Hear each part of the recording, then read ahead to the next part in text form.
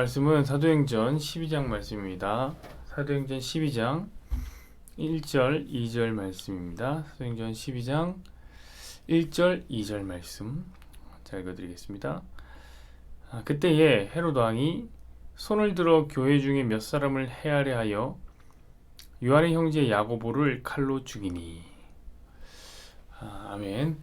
오늘 이 말씀을 중심으로 해서 두 줄짜리 죽음이라는 제목으로 함께 말씀을 나누겠습니다. 여러분, 인생은 두 줄로 시작한다 라는 그런 말이 있습니다. 들어보셨습니까? 이 말은 뭐냐면 그 임신 테스트기에 붉은 두 줄이 찍히면 생명이 잉태되는 사실을 빗대어서 하는 말이죠. 인생은 두 줄로 시작한다.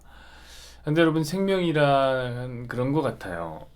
생명이란 것이 그런 거죠. 태어난다는 것에 여러분 무슨 할 말이 많겠습니까? 누가 자기 의지로 태어나는 사람이 있습니까? 자기 공로로 태어나는 사람이 있습니까? 자기가 태어나고 싶은 가정에 태어나는 사람이 있나요? 원하는 성별로 태어나고 원하는 얼굴로 태어나는 사람이 있습니까? 그런 사람은 없습니다. 그런 사람은 없어요. 하나도 없습니다. 우리는 종종 적신으로 태어난다라는 말을 하는데요. 이 말은 그냥 벌거벗고 태어났다는 의미만을 내포하는 것은 아니죠. 적신이라는 게 벌거벗었다라는 표현이잖아요. 벌거벗은 채로 태어난다라는 의미만 내포한 것은 아니라고 생각해요, 저는요. 그만큼 생명에는 별 이야기가 없다. 걸칠 이야기가 없다라는 뜻을 거기 더한 말인 것 같아요. 그저 붉은색 두 줄이면 충분한 겁니다. 그러나 죽음은 다르다고요. 죽음은 어떤 사람도 여러분 두 줄짜리 죽음을 당하고 싶은 사람은 없을 겁니다.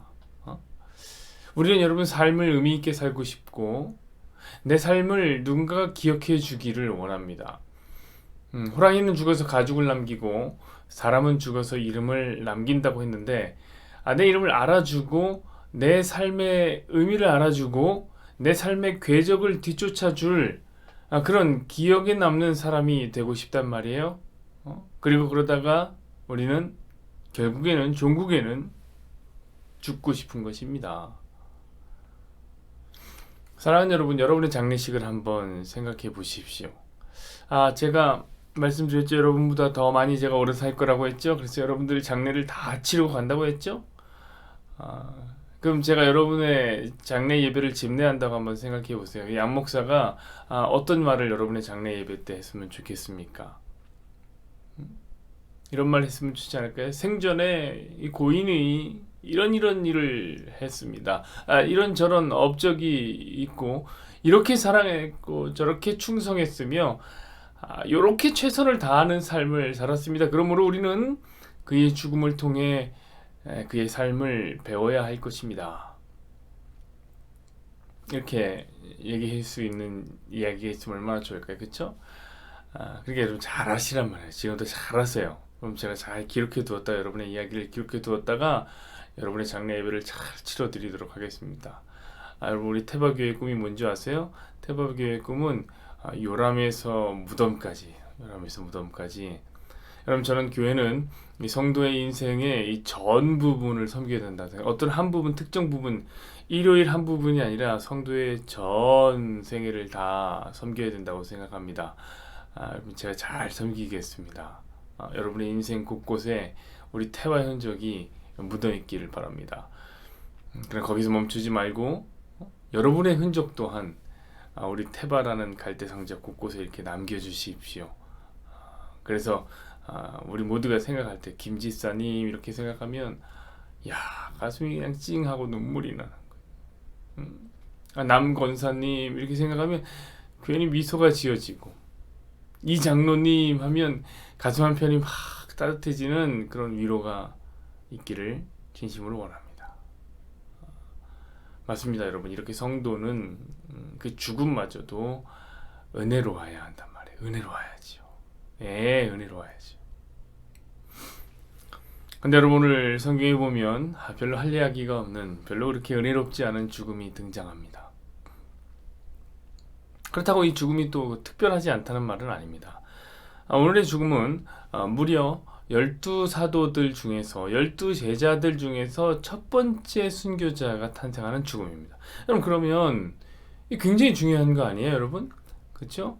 기독교 첫 번째 순교자인 스데반의 이야기를 여러분 아시잖아요. 7장에 나오는데 무려 한 장에 걸쳐서 나옵니다. 그것도 한 장이 몇 절이에요? 60절까지 나오는 한 장.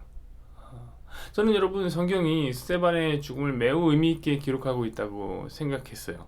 그렇잖아요. 한 장 60장 60절을 거쳐서 얘기하고 있는데 그런 생각을 지울 수가 없습니다. 근데 여러분, 스데반은 뭡니까? 스데반은 사도입니까? 사도는 아니었죠. 집사가 아니에요? 근데 오늘 죽은 사람은 12사도 중에 한 사람, 야고보라는 사람이랍니다. 야고보.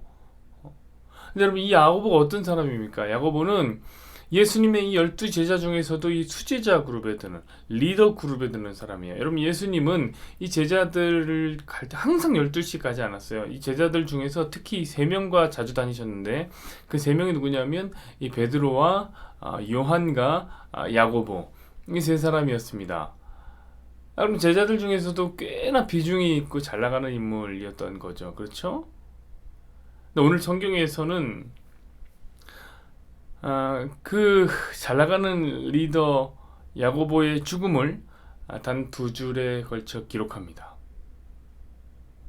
우리 1절, 2절을 다시 볼까요? 그때에 헤롯 왕이 손을 들어 교회 중 몇 사람을 해하려 하여 요한의 형제 야고보를 칼로 죽이니. 아멘. 별 이야기가 없어요. 그냥 헤롯 왕이 교회 중에 몇 사람을 죽이려고 마음을 먹었다는 거죠. 그 중에 첫 번째로 얻어 걸려 죽게 된 것이 누구냐? 야고보라는 거예요.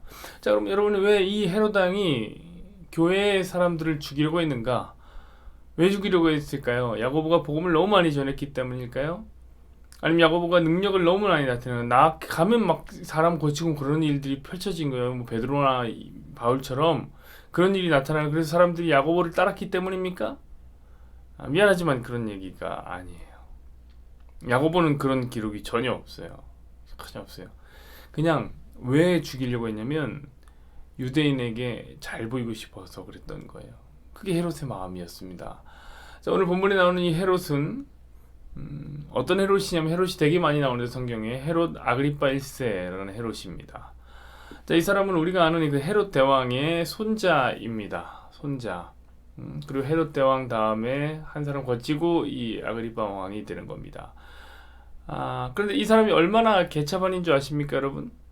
보통 개차반이 아닙니다. 이 사람은 낭비벽이 굉장히 심한 사람이었어요.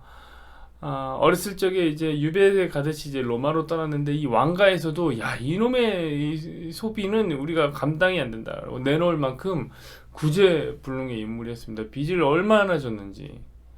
그냥 먹고 마시고 즐기는 것을 좋아하는 사람이었습니다. 그런데 이 헤롯 아그리파 1세가 친구 하나를 잘 사귄 것이 진짜 대박이었죠. 큰일을 해냈습니다. 그가 로마에서 그렇게 먹고 마실 때에 친구 하나를 사귀게 되는데, 그 친구가 누가냐? 나중에 로마의 황제가 되어버려요.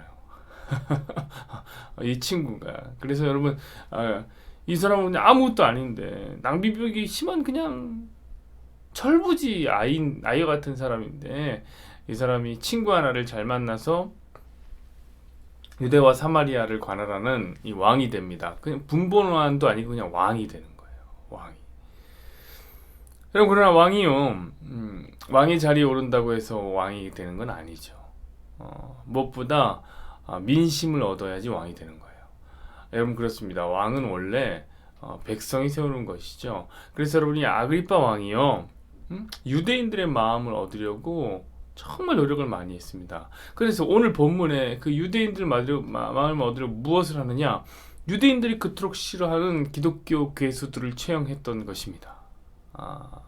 그래서 첫 번째 타겟으로 야고보가 걸린 것이고 야고보가 죽은 것입니다. 별 이유가 없어요. 그렇죠? 매우 가벼운 이유 때문에 야고보는 죽게 된 것입니다. 이는 이 아그리파 왕의 신념 때문이 아니요, 종교 때문도 아니요, 분노 때문도 아니요, 돈 때문에 그런 것도 아니요, 심지어 그냥 유대인들의 마음을 살려고 죽였던 겁니다. 그때 이제 제일 먼저 눈에 띈 야고보가 죽은 것이죠. 자, 그럼 우리가 이제 야고보의 죽음을 한번 머릿속에 그려봅시다. 야고보를 한번 머릿속에 그려보죠. 여러분, 야고보에 대해서 어떤 기억을 갖고 계십니까? 야고보의 장례식을 한다면 여러분은 어떻게 야고보의 이야기를 해줄 겁니까?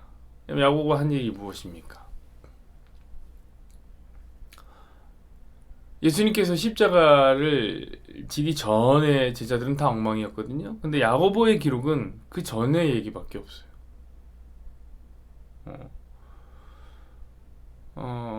예수님의 십자가 사건 이전의 기록밖에는 없어요. 그래서 할 말이 없는 거예요. 자, 예수님의 십자가와 부활 사건 그리고 성령 강림을 경험하면서 야고보가 한 일이 뭐냔 말이에요.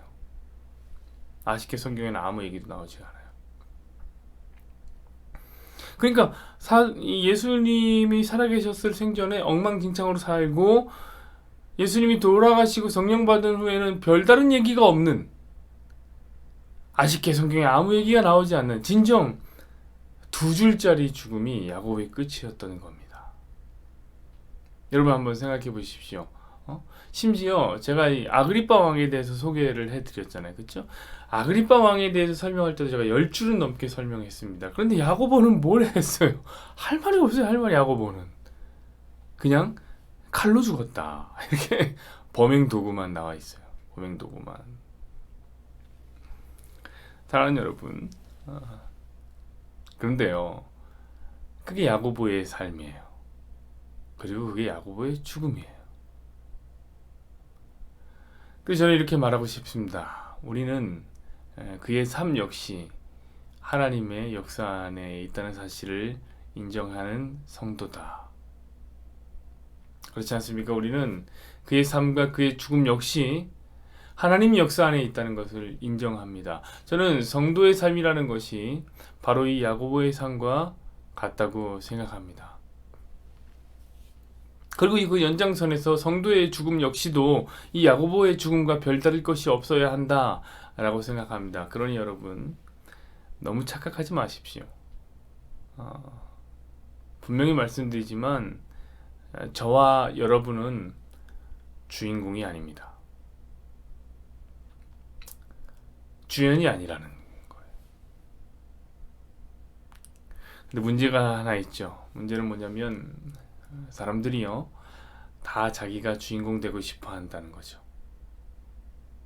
사람들은 자기가 다 주인공이 되고 싶어요. 사람들은 자기 이름은 멋진 이야기의 소재거리가 되었으면 좋겠어요. 또한 사건이 나를 중심으로 돌아갔으면 좋겠어요. 그리고 나라는 멋진 녀석은 계속해서 성장 발전해서 하나님의 큰 일을 이루어야 한다고 생각해요. 아무 일도 안 한 야고보처럼 여기서 멈춰서 죽고 이런 거 싫어요. 계속 성장해서 하나님의 놀라운 일에 드려지는, 베드로처럼 바울처럼 드려지는 사람들이 되고 싶어 한다고 생각합니다. 그러나 사랑하는 여러분, 오늘 야고보의 죽음을 보십시오. 아니면 어때요? 여러분의 죽음 앞에 100줄이 있으면 어떻고 2줄이 있으면 어떻습니까? 아니면 그마저도 2줄도 없이, 이름도 없이, 빛도 없이 사라져간 그런 사도들도 있어요. 그럼 또 어떻습니까? 저는 이렇게 말하고 싶어요. 여러분, 하나님의 뜻이라면 2줄짜리 죽음이라 해도 감사하다.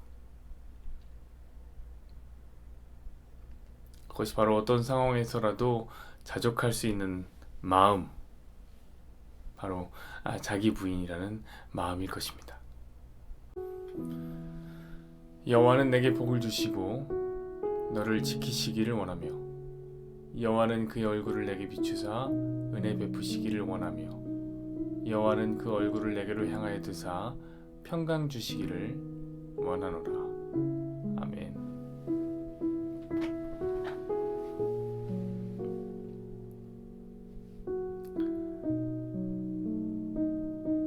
예수님, 예수님, 오늘도 하나님 성경에 2줄짜리 죽음을 당하는 야곱의 이야기가 나옵니다. 하나님, 우리는 다 의미 있게 살고 싶어하고 의미 있게 죽고 싶어합니다.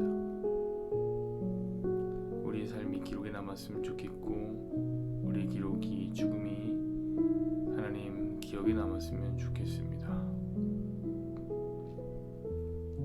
나 아무것도 기록할 것이 없는 인물, 별로 기록할 게 없는 인물, 단 2줄. 그의 죽음이 굉장히 헛되었더라. 무의미하더라. 야곱이 유대인들 마음 살려고 그런 일을 했더라. 헤롯이 그리고 칼로 죽였더라 라는 이야기하면 머물러 있는 죽음.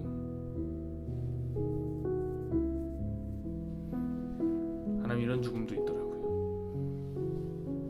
그러나 하나님, 우리 모두는 야곱의 죽음 역시 하나님의 놀라운 섭리 안에서 이루어진 죽음이라 믿습니다.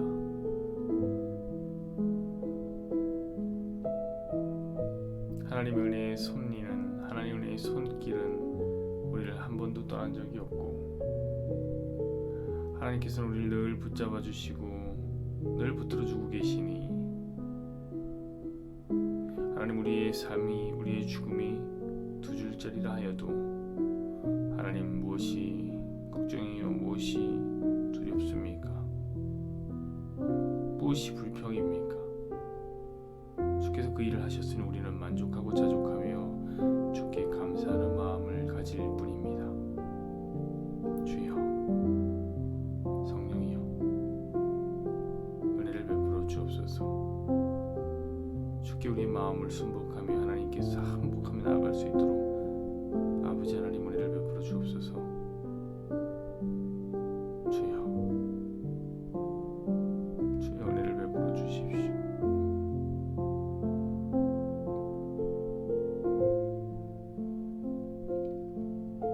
아버지요,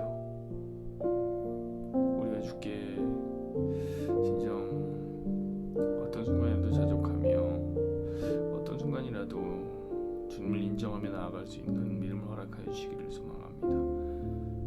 하나님, 우리는 늘 주인공 되고 싶어하고 주인공병에 걸려서 삶이 항상 내 마음대로 내 뜻대로 나 위주로 돌아갔으면 좋겠고, 내가 우주의 중심인 듯 살아가지만, 하나님, 언제나 우리는 하나님의 위대한 구속 사이에 하나님의 배역을 맡고 있는 사람들이라는 사실, 하나님, 그 사실을 놓치지 아니하도록 은혜를 베풀어 주십시오. 주여,